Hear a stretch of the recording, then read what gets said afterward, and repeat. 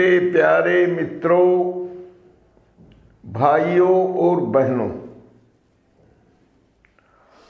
आर्थिक न्याय समाज के लिए इतना अनिवार्य है कि उसके बिना हम जिस सुखी समाज की कल्पना करते हैं और जिस प्रकार का वसुधैव कुटुंबकम का आदर्श हमारे सामने है, उसको अगर जमीन पर उतारना है तो फिर आपको अर्थात प्रत्येक व्यक्ति को आर्थिक न्याय के इस कार्यक्रम को समझना पड़ेगा। हम आर्थिक न्याय के द्वारा आपको यह बताना चाहते हैं कि ऊंची से ऊंची उड़ान भरिए, अच्छे से अच्छी कल्पनाएं करिए, लेकिन अगर आपका पेट खाली होगा तो आप उड़ भी नहीं पाएंगे। बच्चे का जन्म होने के बाद उसका पालन पोषण माता के दूध से होता है और दुर्भाग्य से अगर कभी कोई बालक निस्सहारा बेसहारा हो जाता है, मां का निधन हो जाता है या किसी भी कारण से वो बिछुड़ जाती है, तो फिर वे बच्चे प्रकृति की दया पर और उसका जो पालन पोषण करने वाले लोग हैं उनकी दया पर होता है, और जिनकी यह व्यवस्था नहीं होती उनकी तत्काल कुछ समय के बाद मृत्यु होना निश्चित होता है। इसलिए बंधुओं, जो बालक जन्म लेता है उसका मूलभूत वह अधिकार हमको पहले परिभाषित करना पड़ेगा कि हर व्यक्ति का जन्म जैसे ही होता है तो सारे प्राकृतिक संसाधनों पर उसका अधिकार होना चाहिए। मां का दूध हो, गाय का दूध हो, भैंस का या भेड़ बकरी का दूध हो, यह तो उस समय की परिस्थितियों पर निर्भर करता है। और आपने तो यह भी सुना होगा कि फलाना बालक कुतिया के दूध से पला। मैंने ऐसी घटनाएं सुनी है, हालांकि ऐसी घटनाएं रोज नहीं होती हैं। इसलिए आप अगर सुखी समाज की कल्पना करते हैं तो उसकी पहली शर्त यही है कि उसकी भौतिक आवश्यकताओं की पूर्ति सहज रूप से, बिना किसी परेशानी और कठिनाई के, बिना मेहनत के भी होते रहनी चाहिए। क्योंकि बालक जब जन्म लेता है तो वह हर दृष्टि से अक्षम होता है, और स्वाभाविक है उसके जन्मदाताओं की बात करें, मां बाप की बात करें या फिर प्रकृति की बात करें, और समाज की बात भी उसी संदर्भ में जुड़ती है कि अगर और कुछ नहीं है तो फिर भी हमारी सामाजिक व्यवस्था इतनी चुस्त दुरुस्त और न्यायपूर्ण होनी चाहिए जो उस स्थिति में भी हर बालक को भय मुक्त और अभाव मुक्त जीवन दे सके, और जीवन से मृत्यु तक उसका जीवन पूरी तरह सुरक्षित, आनंद के साथ, भय मुक्त और अभाव मुक्त स्थिति में बना रहे। इसकी आवश्यकता आप भी महसूस करिए। यह ताकत का सवाल नहीं है, यह योग्यता का सवाल नहीं है, यह पुरुषार्थ का भी सवाल नहीं है, लेकिन इसका मतलब यह नहीं है कि हम उनका महत्व स्वीकार नहीं करते हैं। हम उसका महत्व भी स्वीकार करते हैं और यही उसकी स्वतंत्रता भी है।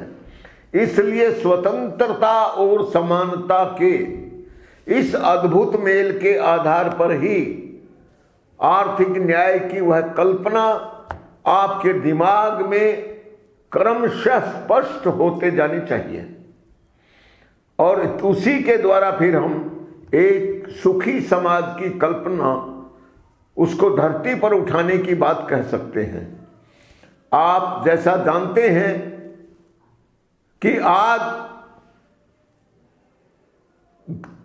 कथित रूप से गणतंत्र दिवस है।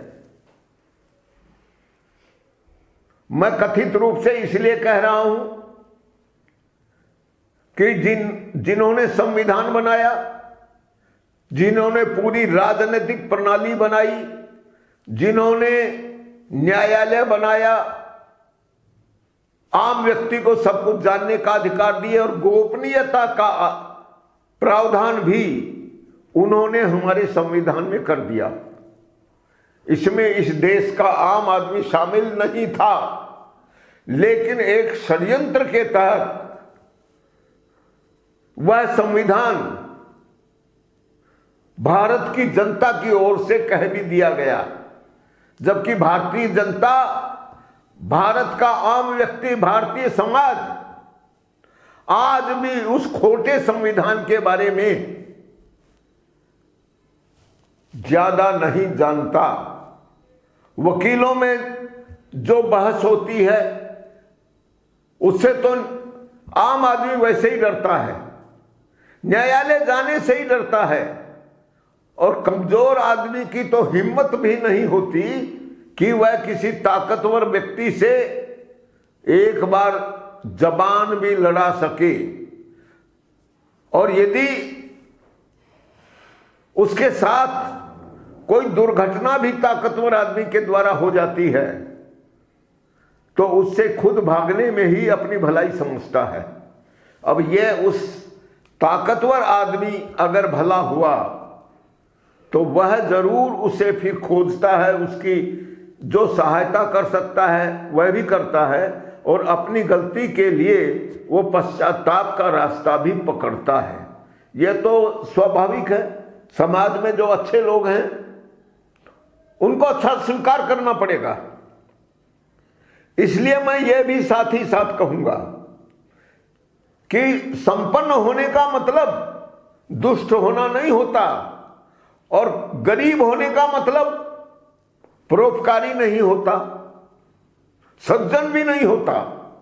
यानी सज्जन और दुष्ट प्रवृत्ति के लोग, उनकी मानसिकता यह प्राकृतिक रूप से जो प्रकृति की व्यवस्था है उसका मूल भाग है। आप जो भी सामाजिक व्यवस्था बनाएं वह केवल उसी न्याय के आधार पर बन सकती है जिसे हम आपको समझाना चाहते हैं। इसलिए बंधुओं, आज गणतंत्र दिवस है। इसके लिए सब देशवासियों के साथ मैं भी अपनी खुशी व्यक्त करता हूं, लेकिन यह सवाल समाप्त नहीं होता कि गणतंत्र दिवस है कि तंत्र के नाम पर गण को बेवकूफ बनाया गया है। क्योंकि अगर यह गणतंत्र दिवस वास्तव में होता तो फिर इस देश में इतने षड्यंत्र क्यों रचे जाते? षड्यंत्र रचने का मतलब ही है यह व्यवस्था पहले से षड्यंत्रों पर टिकी है, और सत्ता चाहे जिसकी हो वही उलटफेर करने का, बदलने का अधिकार रखती है। आम आदमी के पास यह अधिकार है कहां? संविधान का निर्माण जब आम आदमी ने नहीं किया, भारतीय संस्कृति में विश्वास रखने वाले लोगों को तो खास तौर पर इस संविधान के निर्माण से बिल्कुल अलग रखा गया, अछूत की तरह व्यवहार किया गया। अब यह किसने किया था, इसको आप अच्छी तरह समझ सकते हैं। केवल थोड़ी सी अपनी बुद्धि और समझदारी दिखाने की जरूरत है। उसके लिए उस पर मैं कुछ भी नहीं कहूंगा। आज जो गणतंत्र दिवस है उसमें भारत ने अपनी सैन्य क्षमता का प्रदर्शन किया है। मतलब क्या है? मतलब यह है कि आज की स्थिति में अगर सत्ता आपको कायम रखनी है तो शासक के पास सैन्य ताकत होनी चाहिए। और यही दुर्भाग्यपूर्ण स्थिति पूरी दुनिया की है। दुनिया के कुछ सैन्य शक्ति संपन्न भारी मारक क्षमता रखने वाले देश, उनके शासक अपनी ही देश की जनता के साथ धोखा करते हैं। धोखा किस तरह होता है इसके ऊपर बहुत ज्यादा कह लीजिए, कितना ही कह लीजिए, उससे कोई फर्क नहीं पड़ेगा। क्योंकि जिस आर्थिक न्याय के आधार पर हम पूरी विश्व व्यवस्था की बात कह रहे हैं तो पूरी दुनिया में उसके ऊपर चर्चा भी नहीं होती। WTO, WHO, विश्व स्वास्थ्य संगठन, विश्व मॉनिटरी संगठन, ये सब क्या है? झूठ और पाखंड के बल पर केवल अति संपन्न लोगों की दादागिरी है। वही लोग समाज का शोषण करते हैं और वही लोग शासक बने बैठे हैं। मैं किसी पार्टी के दायरे में रहकर बात बिल्कुल नहीं करूंगा। कुछ लोग बार बार यह आरोप मेरे ऊपर लगा भी रहे हैं कि मैं मोदी सरकार का अंधभक्त हूं, कहीं ना कहीं उसका पक्षधर हूं। लेकिन क्या नहीं होना चाहिए? मैं बार बार कह रहा हूं कि मोदी जी अगर आर्थिक नीतियों को आर्थिक न्याय की कल्पना के अनुरूप बना दें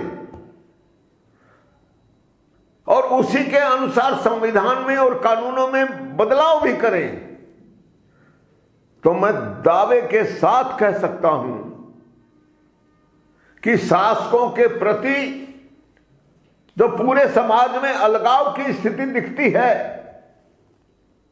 उस अलगाव का अंत हो जाएगा और शासक और शासित के बीच में जो मैत्री होगी, जो सद्भाव होगा, जो एक दूसरे के प्रति आत्मीयता होगी, वह समाज में सहज रूप से पैदा होगी और शासकों को तब किसी प्रकार के विद्रोह का सामना ही नहीं करना पड़ेगा। उनकी सुरक्षा के लिए कोई खतरा पैदा हो ही नहीं सकता। क्योंकि अगर पूरा समाज अपने शासक को इतना प्यार करता है, इतना सम्मान देता है, तो फिर उसकी सुरक्षा के लिए खतरा कौन बनेगा? और यह बताइए आप, क्या शासक और शासित के बीच में इतना बड़ा सद्भाव, इतना बड़ा विश्वास, इतनी बड़ी आत्मीयता और इतना बड़ा प्रेम, क्या यही वास्तव में गणतंत्र नहीं होगा? अब मुझे टिप्पणी करने की आवश्यकता नहीं रहती है। मैं आपसे बस निवेदन यही करता हूं कि क्या भारत में वैसा ही गणतंत्र दिवस नहीं होना चाहिए? बंधुओं, अंततः मुझे इस प्रश्न का उत्तर देने में पड़ने की बजाय आपके सामने यह प्रश्न रखना ही मुझे सबसे अधिक अच्छा लगता है। और हम जो प्रतिदिन बात कहते हैं उसका मतलब यह नहीं है कि यह कुछ लोगों के लिए है। मैं धनी गरीब के आधार पर यह बात नहीं कह रहा हूं, लेकिन मैं इस बात को भी अच्छी तरह जानता हूं कि जिस सामान्य आदमी की बात मैं कहता हूं उसके पास मेरी बात को समझने के लिए, चिंतन के लिए योग्यता भी नहीं है। क्योंकि पेट भरने की चिंता, पेट भरने की उसकी आवश्यकता परिवार के पालन पोषण की जिम्मेदारी उसी पर है। सरकार सहायता जरूर करती है, सस्ता चावल, सस्ता तेल या और भी बहुत सी खाद्य सामग्रियां आज सरकार द्वारा पहुंचाई जा रही हैं। और अब तो स्थिति यह है, इन 5 राज्यों में जो चुनाव हो रहे हैं और जो लोग चुनाव में अपनी सत्ता बनाना चाहते हैं, उसमें मैं किसी को भी अपवाद नहीं मानता, लेकिन थोड़ा थोड़ा फर्क जरूर है। अब यह फर्क आपको जैसे दिखे, आप अपनी बुद्धि के अनुसार देखिए। अगर आप आर्थिक न्याय की जो अवधारणा है उसके आधार पर परीक्षण करेंगे तो आप भ्रम के शिकार नहीं होंगे और मुझे किसी का पक्ष लेने और किसी का विरोध करने की जरूरत भी नहीं पड़ेगी। इसलिए बंधुओं, मैं गणतंत्र दिवस के इस अवसर के प्रति भारत की सारी जनता को और सत्ता में बैठे और विरोधी दलों को भी बधाई देता हूं। सही गणतंत्र, वास्तविक गणतंत्र की स्थापना करने के काम में हमारा देश भारत, क्योंकि यह मानवता के पक्षधर, मानवता के आधार पर सबसे अच्छी सनातन परंपरा का निर्वाह करने का प्रयास करता है। हम उसके उत्तराधिकारी हैं और इसमें हम गौरव का अनुभव भी करते हैं। तो गणतंत्र दिवस के इस अवसर पर मैं उसी गौरव गाथा को याद करते हुए आर्थिक न्याय की अवधारणा को आप तक पहुंचाने का प्रयास कर रहा हूं और अपने सभी मित्रों को इसमें जल्दी से जल्दी जोड़ने के लिए भी आह्वान करता हूं, विनम्र निवेदन करता हूं, क्योंकि हमारा समय बहुत कीमती है। हमारी जिंदगी जो है वो सीमातीत नहीं है, बहुत सीमित है। मेरी आवाज कब बंद हो जाएगी मैं भी नहीं जानता, और आप कब तक जिंदा रहेंगे आप भी नहीं जानते।